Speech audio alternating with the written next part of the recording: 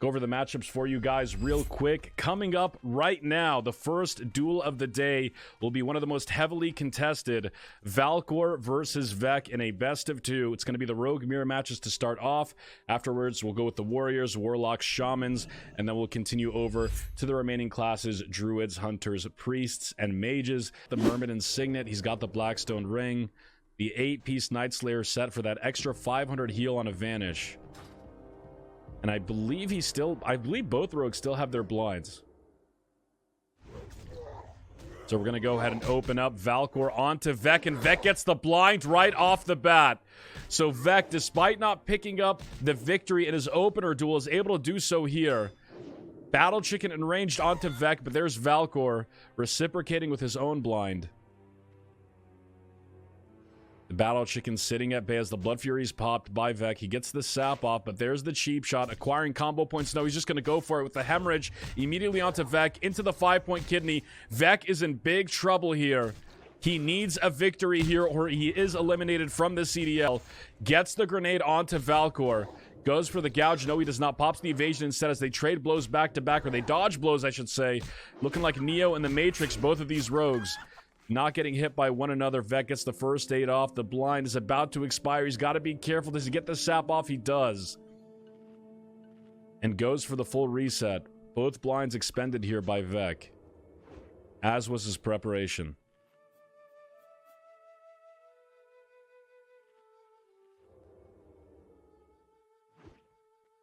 Goes for the sap one more time. It is a full DR'd sap. We'll see if Vek swapped out any trinkets here. It looks like he does. He's got the Black Hand Breath in place of that Barot Peasant Collar. The gouge, though, by Valkor onto Vek into the Rupture. The Hemorrhages come out as well. The Crippling Poison. The Blood Fury comes out from Vek. So no healing to happen anytime soon for him. He resists the Kidney. And these competitors are just slugging through the mud here, back and forth. Valkor uses his second evasion of the duel, and it looks like he has the advantage here. Vek facing elimination. The grenade comes out, breaking Valkor out of stealth. But the Gyro taking Vek down, and the Eviscerate taking Vek down. Vek, ladies and gentlemen, has been officially eliminated from the Classic Duelers League. The statistical advantage here. But we'll see if he has the gameplay advantage as he opens up with the gouge onto Payo. And there's the kidney shot. Doesn't get resisted by that undead rogue. Disadvantageous duel set here for Payo as an undead. But obviously undead giving him advantages in other matchup types. And we saw Payo knock out Boomer in the qualifiers despite Boomer being the Orc. So Payo's not out here by any means. We've seen him play at a very high level. He's the top ranking rogue right now in the CDL. Whereas Bobka is just fighting for his life right now, and he gets the second kidney. He's going to get the Eviscerate to finish it off, and Bobka takes the first duel off of Payo. This time it's Payo's turn to open up onto Bobka. Payo, a very, very competitive individual. He wants this win. A little bit of French-Canadian rivalry between these two. Both out of Montreal, Canada. Quebec. As Payo lands the kidney and goes for the blind. So RNG not betraying Payo just yet.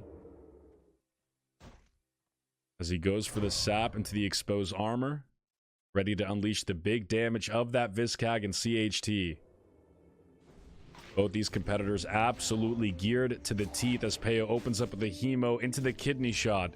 And now it's Bobka who's in big trouble. No Orc Resists coming in his favor just yet. He pops the Vanish though. Breaks out immediately as that Rupture ticks him down, but he's got his sprint and he might be able to reset here. Payo doesn't appear to be nearby just yet, but he catches Bobka on the re-stealth. This is absolutely huge, and it looks like Payo might be able to take this duel, forcing Bobka into a tie-breaking scenario with Valkor. We'll see if Payo's able to dish out the damage here.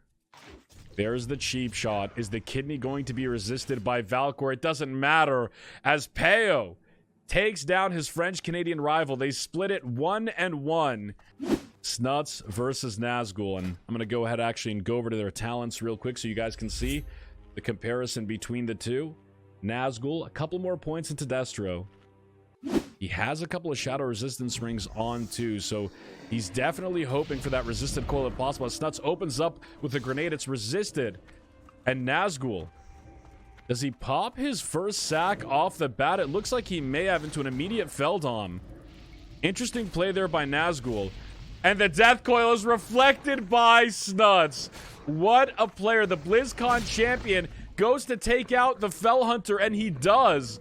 Preventing the second sack is Snutz, who's styling all over Nazgul right now. Just look at the mana difference between these two competitors.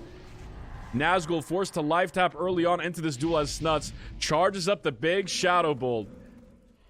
And the AGM disappears onto Nazgul now, who pops the Whipper Tuber, trying to recover as much as he can here. He's playing a dangerous mana game, and Snutz is going to take advantage of that. Going for the Immolates, going for the Searing Pains, going for the victory is Snutz, and he takes Nazgul down. Meanwhile, Nazgul opting for the Battle Chicken and the Mithril Mechanical Dragonling as the duel opens up. Immediate Curse of Agony and Corruption is applied onto Snutz from Nazgul. He's specced into the Immolate as well. 0.5 second reduced cast time on the Immolate, so he gets it off. Double spell lock coming out from both of these competitors. This time, Snutz landing the Death Coil. It's not reflected by Nazgul. He does have a Shadow Reflector on. But you can see Nazgul now taking a lot of damage as those extra Destro talents are coming in the clutch here for Nazgul.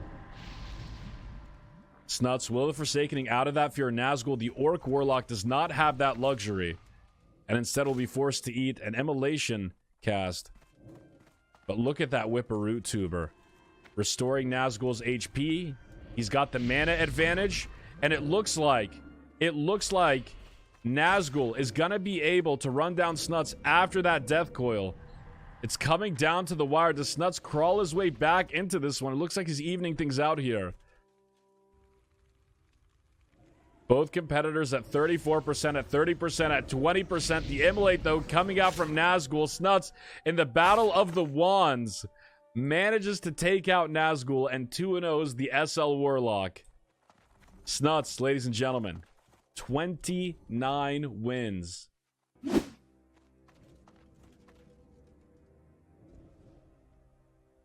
And here we go, the opener. On to Yabs. Improv resists the first couple of corruption casts, and he doesn't have a single dot ticking on him just yet as the Banish comes out onto the Fell Hunter. The fear, though, coming out from Improv. It breaks almost immediately off of Yabs, who goes for the grenade cast but cancels it as he tries to run down Improv the old-fashioned way, and the Death Coil comes out from Improv. Not sure what happened there. It looked like it resisted, but the debuff stayed over Yabs' head there. So not sure if it landed, but there's the Shadow Burn now coming out from Improv. Howl of Terror and the Banish. Both competitors try to do their best to CC if they can. Improv gets the spell lock, though, onto Yabs. Goes for the Immolate play. And it's Yabs who's in a bit of trouble. Yabs with the competitive advantage in terms of dual victories after the regular season. Improv, on the other hand, currently sitting in 4th place, but he has an opportunity to redeem himself here. If he can get a couple of victories off of Yabs, he can establish himself as the 3rd place Warlock of the tournament, but Yabs' damage is just a little bit too much. And after the, meanwhile, Battle Chicken and Mechanical Dragonling equipped by Improv, as we go ahead and get the opener, Curse of Agony onto Improv, as well as the Corruption. And there's the Battle Chicken summoned by Yabs. Curse of Shadows on him. It might take a little bit extra damage. There's the Death Coil. No Reflect by Improv. And you can see just the damage of the Death Coil. He retaliates with his own, but Improv, I said this yesterday, it feels like he just takes so much more damage than the rest of the SL locks. I'm not sure why. But he's already whittling down significantly. Even with that Immolate, it's not going to be enough. He's got the Agony ticking down on him.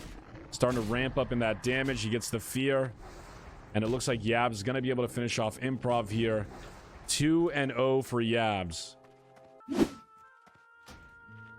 Going for the minus attack power play onto Cdew, who's got a Mortar of his own as well as an Ice Reflector. Looking to reflect that Frost Shock if possible. as the mortar comes out from Cdew almost instantaneously. And just look at the Wind Fury right off the bat. That Storm Strike was huge, but it's Fizz who lands the grenade, goes for the Chain Lightning. Does he get it? He does not. It's Earth Shocked by Cdew. Now Fizz is Nature Locked. He's got to get the distance. He pops the Frost Shock, but so does Cdew. The Fire Nova Totem comes down, though. Here's the Chain Lightning. It's a big one, but is it gonna be enough as Cdew gets the grenade off onto Physical, as well as the Goblin Mortar? No, it's resisted. The Earthbind Totem, the double Earthbind Totem. These guys are literally mirroring each other right now, but it's only one of them with the Hand of Ragnaros as Cdew goes in for the big melee play. Fizz, he gets the heal off, though. And now Cdew almost completely gets hit with the Earth Shock. These guys just trading blows back and forth. But the Fire Nova Totem coming out from Fizz at the last second secures him the win. And we'll see if he's able to finish off the day with a nice little bang as he opens up onto Fizz, who goes for the 6 Demon Bag and gets the Fireball proc. But look at Cdew's damage. Just one swing from the Hand of Rag could spell doom for Fizz, and it might be this swing right here as Cdew gets the grenade, and there it is. The Wind Fury to finish off the day for Chuck Dooland. One duel against J-Lock could be elimination for him, so you know he's going to be fighting for his life here. Unfortunate circumstance for Sonii. He's in the middle of a move as both competitors charge right away, but it's the Earthshaker stun coming in the clutch for Sonii Digital, and he resists the War Stomp as well. The Iron Grenade, it lands, so Sonii in a great position here. He has the advantage over J-Law. The Gnomish Shrink Ray, though, preventing some of his burst, but it looks like it's not going to matter. Sonii Digital, with the Mace stun, takes down J-Law and keeps his championship hopes alive. Versus the extra 1% damage and 2-handed specializations of the competitors batch their charges once again. Sonii goes for the early grenade. This time it's resisted, but he gets the Mace stun. RNG in the favor of Sonii. He pops his Recklessness. Big damage going to come out from Sonii here if he doesn't get parried. And it looks like J-Law gets parried there by Sonii. But here we go. Both duelers now very even as Sonii drops the net. He's going to get the intercept as well. No, he'll wait for the drop combat, get the reliable charge instead. And here he is. No, Sonii will go for 2 ticks on his bandages as J-Law reciprocates. Both competitors playing this mirror to the T. And there's the double intercept from both sides, but it's J-Law who's not on DR. The DR on the charge actually affecting Sonii there, who's got 0 rage, but he takes J-Law down at 1% HP. It's the final execute coming out from Sonii Digital. And with that play, Sonii advances to the championships against the Balanced Druid. Matt opening up with the pounce onto Gordon Ramsay, and you see that Nature's Grasp used immediately. Matt roots right away. He's forced to shift out as that big maul just explodes Matt down, and that's the power of the Feral Druid right there. You don't expect the damage coming out in bear form, but when someone spec Feral, a few talents can make the difference as Gordon Ramsay shifts out once again to apply his dots. He's got Moonfire, Fairy Fire, Demoralizing Roar onto Matt, who goes for the Hibernate. No. Gordon Ramsay breaks out just in time, shifts back into bear form. And Matt can't take this right now. He gets the War Stomp off. He forces the NS. But that's a big cooldown used by Matt there as Gordon Ramsay's just having a blast here right now. Juking Matt's Hibernate. And with that pushback from that cat attack speed, Gordon's able to keep it up here as he pops his manual crowd pummel. Look at the speed of his auto attacks. The extra 50% attack speed on use. As this battle heads towards the dampening stage, both competitors trying to bleed one another out in terms of mana. Gordon, as that Feral Druid, might be at the disadvantage here. But he does have that bursty physical damage against this this leather wearer that is Matt. So we'll see who's able to come out on top. Kitty DPS bleeding Matt down. Matt's got that Finkel's Lava Dredger, but will it be enough as the bash comes out? And here's the Gnomish Death Ray. Gordon Ramsay, is he going to take this right here, right now? And he does! After so many tries and fails by Gordon Ramsay to pull off the Death Ray play. As they emote here in the chat, the battle to represent the ages, it is time. I was told to expect some shenanigans here between these two. And it looks like both competitors have opted to use their skeletons as a substitute rather than dueling themselves. They have agreed to let their skeletons fight, and whichever one dies first will be the loser of the duel. As we zoom in here and watch the summoned skeletons going head to head. Auto attacks back and forth. I do want to point out that under normal circumstances, this would not be something we would allow, but considering Sodapoppin is very, very far in the lead at first place, and Reverie is very, very far in the lead at second place from his third place competitors, the outcome of these duels do not really change anything in terms of positioning or anything like that. So we will let them fight here today as both competitors fall at the same time. It looks like the duel will have to continue here as normal.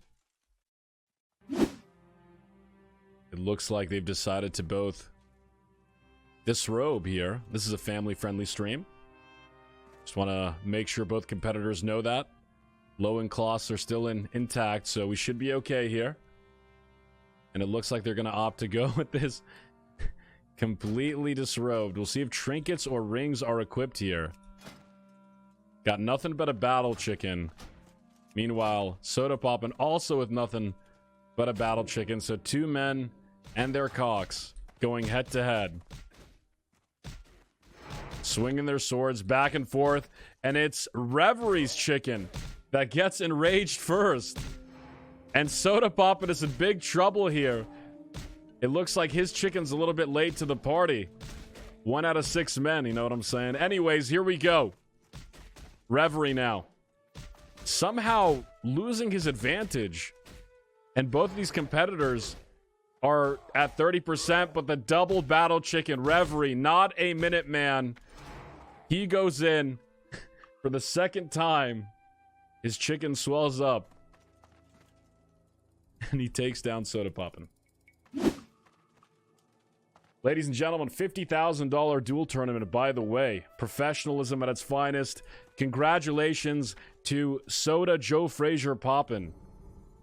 I can't explain why we did duels this way if you want me to. Please go Truly, ahead. it came down to pure RNG.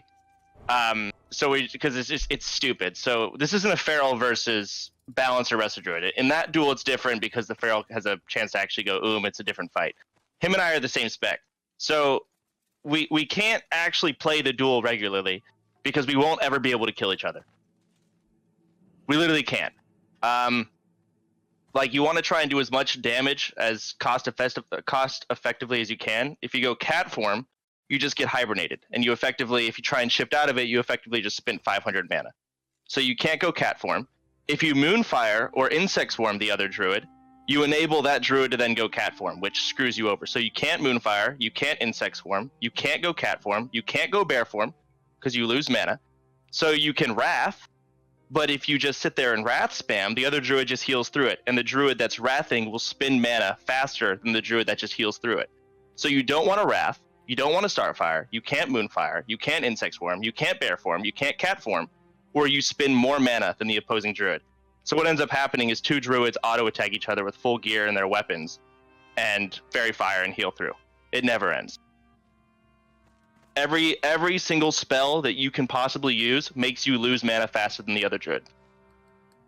That's actually surprisingly five-head thinking. So what we did was just like, listen, instead of dash rolling it, let's just go in and just be retarded, and that's exactly what we did. It came out as 1-1, so I'm sure both of us are just fine with it. We don't care. But I'll explain why we did what we did. There's a reason why our duel was stupid. These mirror matches, some classes for mirrors just don't work, and this is one of them. Well, with that being said, here are the final tally-ups for the Druid class. Thank you guys for that wonderful show. It was a nice little break from the seriousness of the duels today. I'm going to head back up to the casting channel. But there it is. Sodapoppin finishing the day with 19 wins and Reverie at 13 wins. For the duration of the CDL, very hard duel to practice with because not many hunters go BM. So not sure Bean knows what to expect here as he gets the aim shot off onto Stream Sniper right off the bat into the Viper Sting. He gets the range he desperately needs. being a master of the 40-yard range play. But there's the intimidation stun now coming out from Stream Snipe. Again, the uniqueness of a Beastmaster Hunter, specking into intimidation, and you can see how quickly the tides of battle turned there momentarily until Bean popped that Whipperoo Tuber. But Stream Snipe is closing the gap here. That pesky pet damage unloading onto Bean, and it's Bean who's in trouble. Pops the feigned death. Does he get the trap off onto the pet? He does not, but he goes for the scatter instead. The grenade to finish off Stream Snipe, and he gets him at 1% HP. The awareness by Bean to pop the thorium grenade and burst Stream Snipe down, which can do damage or heal. As Bean feign deaths the opener and gets the scatter trap off. So again, he gets the solid opener. The grenade, though, is resisted. And here's the intimidation stun into the Bestial Wrath for Stream Snipe. And you're going to see that big Beastmaster damage come out right now. Stream Snipe pops the Whipperoo Tuber, as well as his Mark of Resolution. And now he's in melee range onto Bean, who gets an improved wing click prop. That's going to be great for Bean, but you can't dead zone a hunter if you're a hunter. You need that same melee range, but the Raptor Strike coming out from Bean, and it's Bean who 2-0s. There it is. The Power Word shields come out from both opponents on the dual countdown as we get the opener, the Shadow Word Pain from Trickster and from I Dared You. I Dared You eating up the Zoo from Trickster, and the Blackout proc stun to slow his momentum down after getting the Psychic Scream. Going for the mana burn play. He's got the Zoo harassing him, but he resists the Psychic Scream, so Trickster has to burn his silence off at the start of this duel. I Dare You now going for the mana burn, as is Trickster. They know this is a game about mana. This has nothing to do with HP. Well, it actually kind of does still. You know, you got to stay alive. But you know what I mean. It's a big mana game. And I Dared You breaking out of form here to heal back up. As he drops down, but still has the slight mana advantage. Goes for the mana burn. Is he gonna get it off? The Enraged Chicken all over him. The Mind Blast, though, coming out from Trickster, juking with the mana burn. And I Dared You gets his gets the Whipperoo Tuber off, I should say.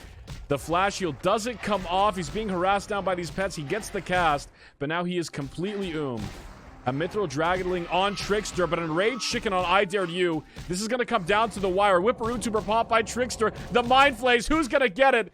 And it's Trickster who comes out on top. GG. Performing well. Still not eliminated, pending the duels between Cawthon Luck and Bruce Wayne.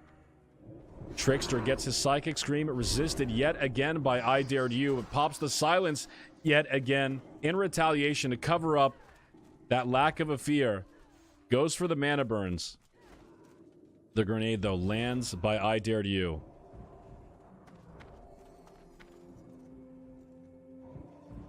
But it's Trickster now who's daring his opponent to go head-to-head with him with the mana burns, and it looks like that might have been a mistake by Trickster. Was slightly overzealous.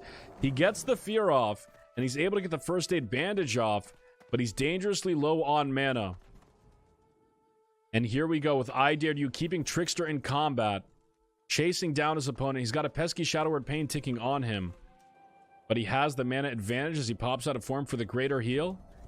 Gets a nice juicy heal off, and now we're back to equalization, more or less. But it's Trickster that's able to pump out just that little bit more of damage onto I Dared You. And he gets the Psychic Scream. One more mana burn could spell doom for I Dared You. He retaliates with his own mana burn, and now both competitors are completely This is a Hogwarts duel if I've ever seen one, as the grenade is resisted. The Dark Rune, though, dangerous play by Trickster. It hurts him just a little bit too much. He's in big trouble as the Power Word shield fades off, but he gets the grenade into the Mind Blast. He has the mana. That Dark Rune, despite taking him down dangerously low, gives him the confidence to stay in range, land a grenade, and go for the Mind Blast.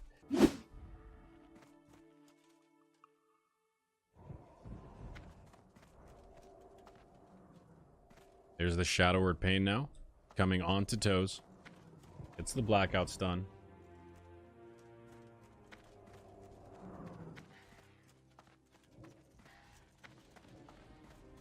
Mithril Dragonling harassing Healingstat here at the rim of the dual line. And Toez gets the silence off, but it's grenaded by Healingstat. Great presence of mind there. I should say great presence of mind by Toez to cover that nade with the silence, preventing Healingstat from getting any serious casting off on him. As we see the Battle Chicken harass Toez down. Mind Blast comes out from Healingstat. Toez lands the grenade, goes for the mana burn. Is able to get it just before it's ranged by Healingstat. We have both these competitors now jockeying for position, playing the range game. Toez popping out of form first. Not going for the heal just yet. He pops his Shadow Reflector. Trinket. Does he get the mana burn? It's ranged. Great awareness there by Healingstat to get out and get away. And force Toez in an awkward position where he has to buy a little bit more time. Toez still out of shadow form right now. Reapplying his dots. And both competitors running dangerously low on mana. As the silence comes out onto Healingstat, the mana burn about to re-range yet again. Healingstat landing the grenade onto Toez. And he gets the big Mind Blast as well. So Healingstat filling in at the last second this morning is out positioning and out juking Toez the Shadow Priest, at least for now.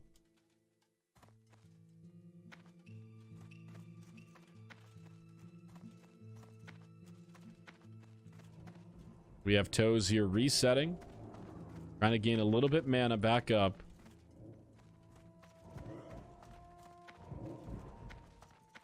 And he gets the blackout proc. Stun into this final mana burn, which will totally expend all of Healingstat's mana. The blackout stun as well. Both competitors dangerously low, but it's Toez that's able to get off a big Mind Flay. And the damage now coming onto Healingstat, who expends a Dark Rune. He's got to pop a Flash Heal. The grenade comes out just a tad bit too late by Toez, but it's not going to matter. The Shadow Word Pain and the Wand auto attacks give him the advantage and give him the victory. As the Power Word shields go off and the duel begins, Shadow Word Pain now onto Toez. Doesn't land one on Healingstat just yet. A couple of resists come out early for Toez. Unfortunate for him. As he's getting ready to fire off that mana burn, the grenade is resisted by Toez. Healingstat popping the Troll Berserking Racial. But is he going to be able to free cast here? Perhaps not just yet. He gets the blackout proc, so he's going to be able to get the Psychic Scream off. He gets it. Will he follow it up with a mana burn? No, he decides for the more conservative play. Waiting for the Shadow Word Pain to drop. Using the Server Ticks to his advantage to heal back up. And mana back up. But Toez says, okay, I'll just do the same thing.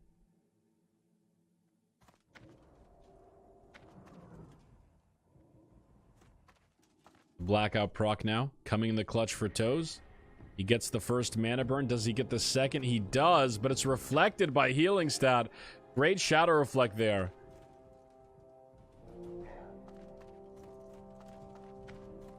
As both these competitors chase one another down. It's a battle of attrition with these Shadow Priests. Who can force the other to overuse his mana? As well as some RNG coming into play in all of these mirror matches. There's a big mana burn now coming out from Toez onto Healingstat. Healingstat is in a bit of trouble here. The greater heal is interrupted by the Goblin Mortar. And with the follow-up burn, Toez takes down Healingstat 2-0. As the future has been sealed for Bruce Wayne, as well as Cawthon. I want to give a huge shout out to Cawthon Luck for taking the time to come here today and duel with us. A brand new World of Warcraft player coming from Heroes of the Storm. And had an excellent showing in the qualifiers. The regular season was a little bit tough for him, but the level of competition increased tremendously as we've seen throughout all of these duels these past couple of weeks. And he's still able to hold his own even against some of the best players in WoW history. Bruce Wayne, a multi-time rank 1. Excellent PvPer. but just a little bit too much for Cawthon to handle.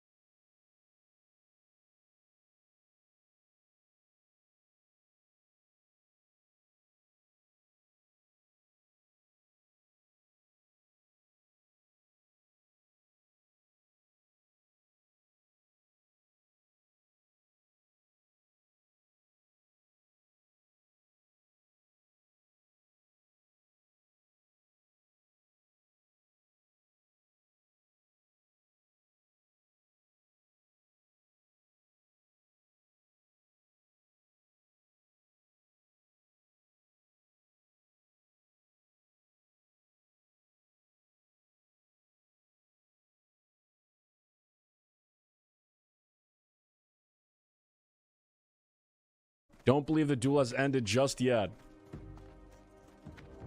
Not a full reset, however. Look at Venruki's mana. He is somewhat depleted. Sagu has the advantage here, as they trade Frostbolts back and forth. Ven's going to try to look for a reset here. Sagu gets the counterspell off, though. Follows it up with a big Frostbolt into a rank 1 Frostbolt. Venruki lands the grenade. Sagu's got to be careful how he uses his blink here. He's going to want to blink this next polymorph cast if he can. Keeping Venruki at a distance, in range of the Frostbolts, but not quite in range of that polymorph. Ven trying to close this gap. There's the poly. Is going to be blinked away. It is, but it's batched. The polymorph gets batched on the blink. Sagu just a tad bit too late, but it breaks early. Sagu. No polymorph to slow him down just yet. But you can see that batch cost him a lot as his mana has basically equalized with Venruki, who gets the frostbite off, forcing Sagu to blink away. Going for the recovery yet again. Both these duelers playing this duel out of their minds. Near perfect inputs from both sides. The rank 1 frostball coming out for Venruki. He catches Sagu in a corner, however, at the very rim of the duel line, giving Sagu only one direction to head into, so Venruki knew he could get the polymorph there, and he gets it. Reapplies it. And Ven is back in a very, very strong position as he charges up the big Frostball into the Kono Cold, into the Counterspell, the Frost Nova. Sagu popping a second Whipperoot Tuber, the second of the duel. He gets his Polymorph off, and now it's Ven at low mana, Ven in trouble, and Sagu regenerating.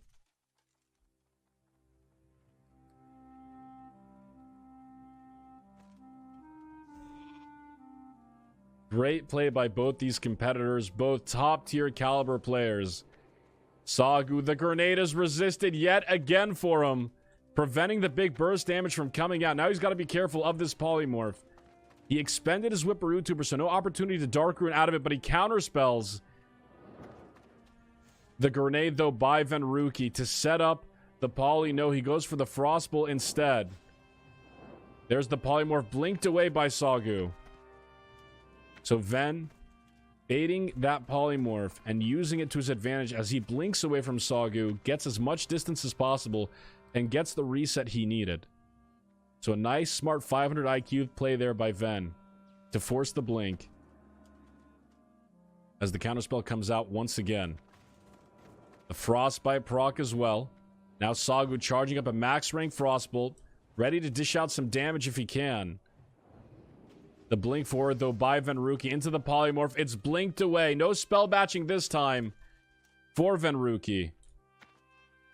As he goes to reset yet again.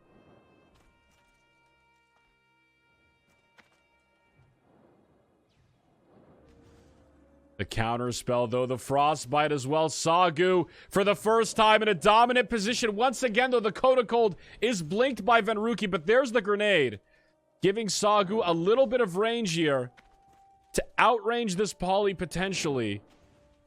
He's in a solid position, but the Frostbite is not going to help him. He blinks away from the polymorph, though. So Sagu, after a nice bit of burst there from that Goblin Mortar, might be forced to eat this polymorph as the Frostbite keeps him locked in position. No, the improved counterspell comes out from Sagu. But there's the grenade, and there's the setup by Venruki, who bandages back up and will go for another reset.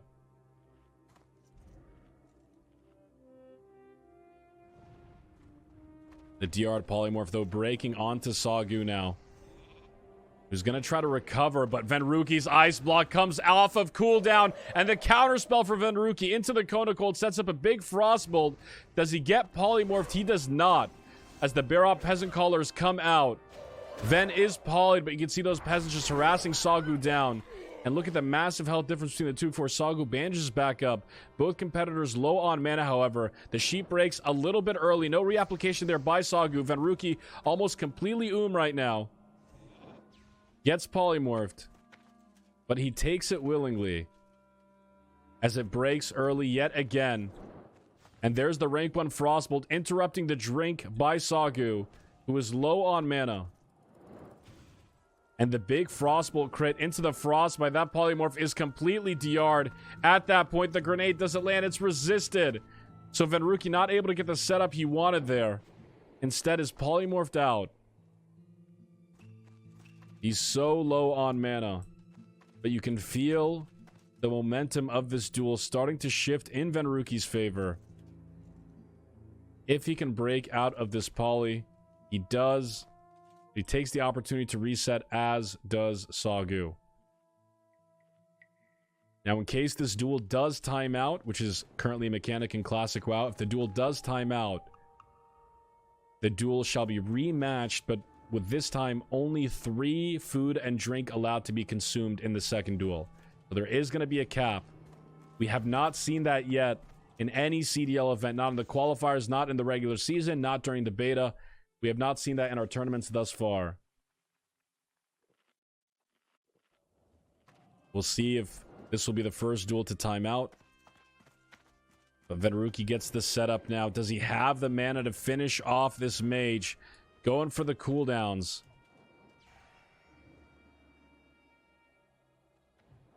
I've got to say I'm very, very impressed with Sagu. With Venruki as always, of course, but the fact that Sagu's been able to hang in there for this long.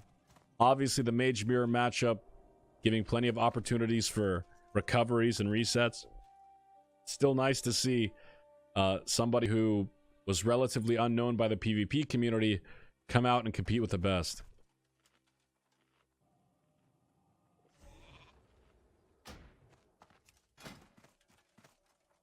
Ice Reflector and Flame Reflector now equipped by Venruki as he resists that first Frostbolt in sheep form.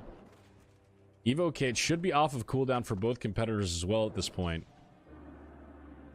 There's the counterspell. Sagu looking to try to set something up here.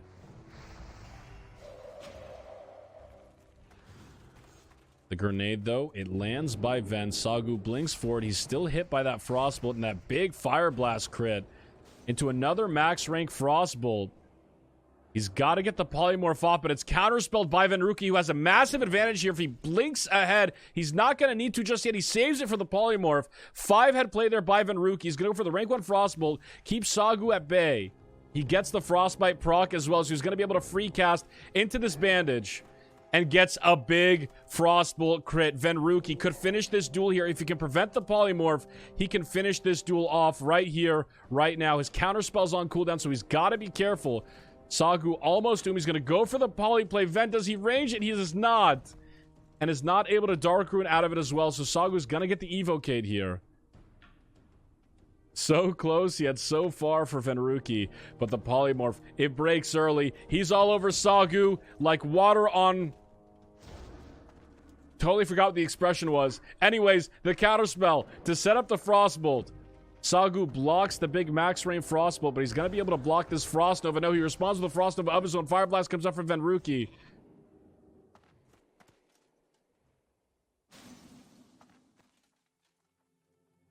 Like butter on toast? Is it like butter on toast? It sounds like it could be.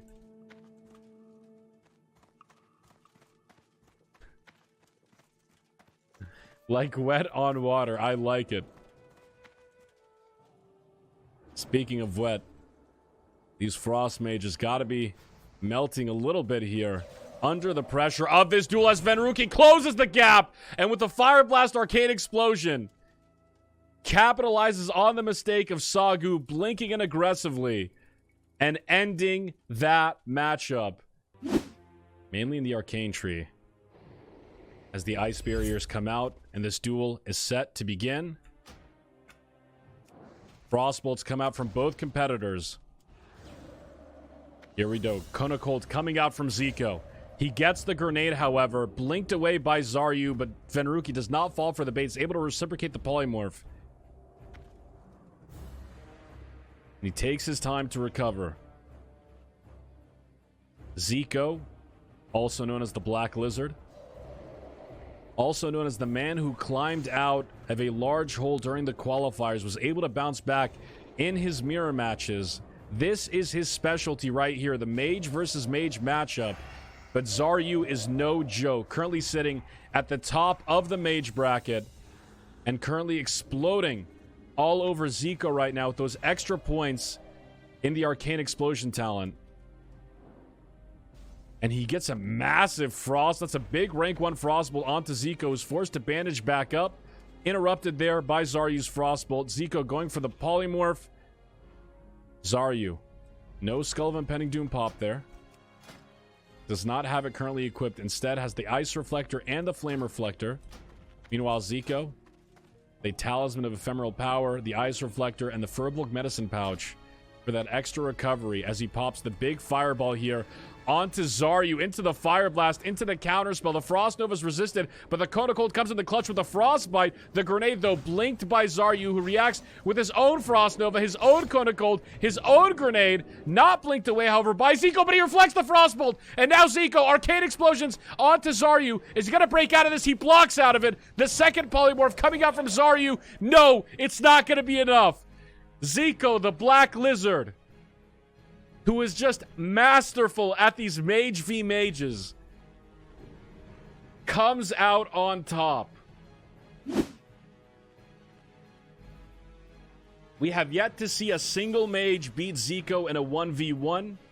He took out the competition during the qualifiers, despite being, I believe, positioned at 5th place going into the qualifiers, or at the end of the qualifiers. He fought his way back in the mirror match breakers, and he ended up qualifying for this tournament. A lot of people said he didn't deserve to be here. A lot of people said 10 is greater than 7, referring to the difference of scores between him and his next competitor. But after day 1 of the CDL regular season, Ziqo had positioned himself as the top mage of the tournament, had a relatively modest day number 2. But right here, right now, when it matters, he gets the victory off of Xaryu. We'll see if he's able to get the second one here as he blinks out of the Frost Nova. Xaryu going for the Polymorph. Gets counterspelled there, and there's the Talisman of Ephemeral Power coming out from Ziqo. It's blocked, though, by Xaryu. So a big block there coming out from Xaryu, preventing what could have been massive damage from that Toez Frostbolt. And he tries to reciprocate with some damage of his own. He's got his Mana Shield on. The Polymorph coming out. It looks like he might have tried to Dark Rune that. Or he might have just taken it, understanding the situation. He's not going to expend his Skull of Impending Doom just yet. Goblin Mortar and Battle Chicken on Ziqo. On Xaryu, I should say. I'm sorry. As the Polymorph breaks a little bit early. It's on DR right now. Triple DR now. It's a full DR on this Polymorph. Ziqo charging up the Fireball into the counterspell. Xaryu silenced for a couple of more seconds. The Kona Cold from Ziqo. So much damage coming out from Ziqo right now. He blocks off the Polymorph again in the Fire Blast. Xaryu forced to whip a Root Tuber. He dodges the Kona Cold, or was resisted, I should say, as Ziqo blinks away, lands the Goblin Mortar, but Xaryu is able to get the Polymorph off in time. And with that extra movement speed, he's going to be able to reset a little bit here as Ziqo looks to put him in combat. Fire Blast now coming out onto Xaryu. Zico's running low on mana, but he's got a lot of damage to back himself up right now. Ziqo blinks the Kona Cold, but a tad bit too late as his bash, and he takes the damage. There's the toe up once again coming out from Ziqo. Xaryu sees that trinket proc. He's forced to block, forced to Kona Cold. It's resisted by Ziqo. Ziqo once again with the advantage and with the victory. Taking down Xaryu 2-0. Both sitting at 15 wins currently. This is going to be a best of 3 tiebreaker. Both competitors trading off their first duels. Bobka will get the first opener. Valkor will get the second opener. Then we'll wait for cooldowns to come back up before the third matchup. As Bobka's cheap shot appears to be resisted, but so is Valkor. So Bobka, losing steam on that opener, gets distracted as well by Valkor at the last second. And is now exposed. He does re-stealth back up, but that's his Barop Peasant Collar expended. He's going to be swapping out trinkets here while he's in stealth. With such a wide dueling area, it's going to be interesting to see how fast these competitors pick each other up.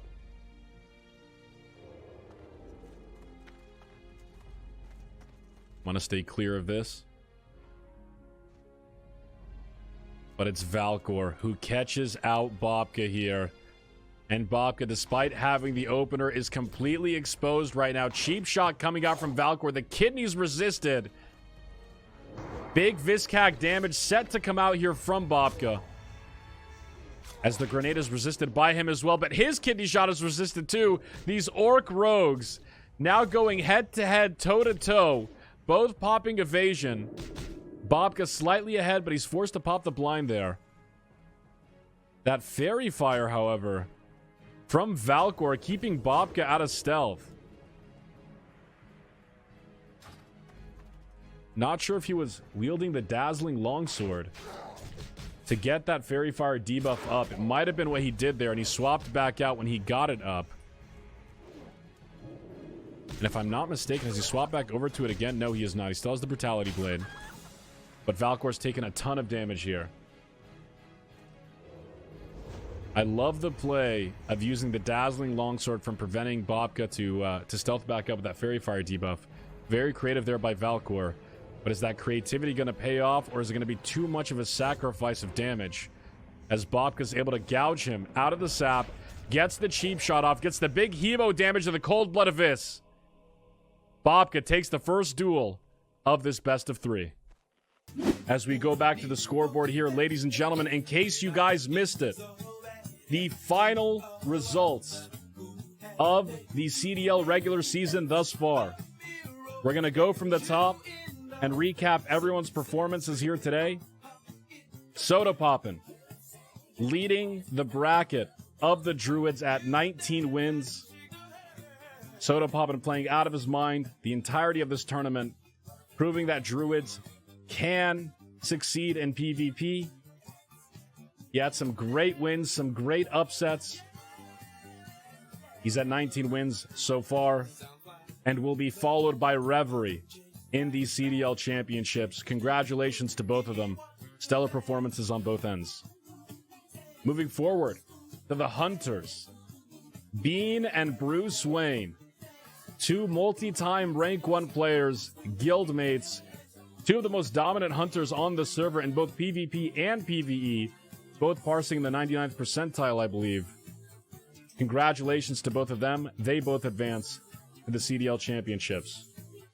In the mage bracket, where things were so close, it's Xaryu who excels and advances due to his spectacular performances on both days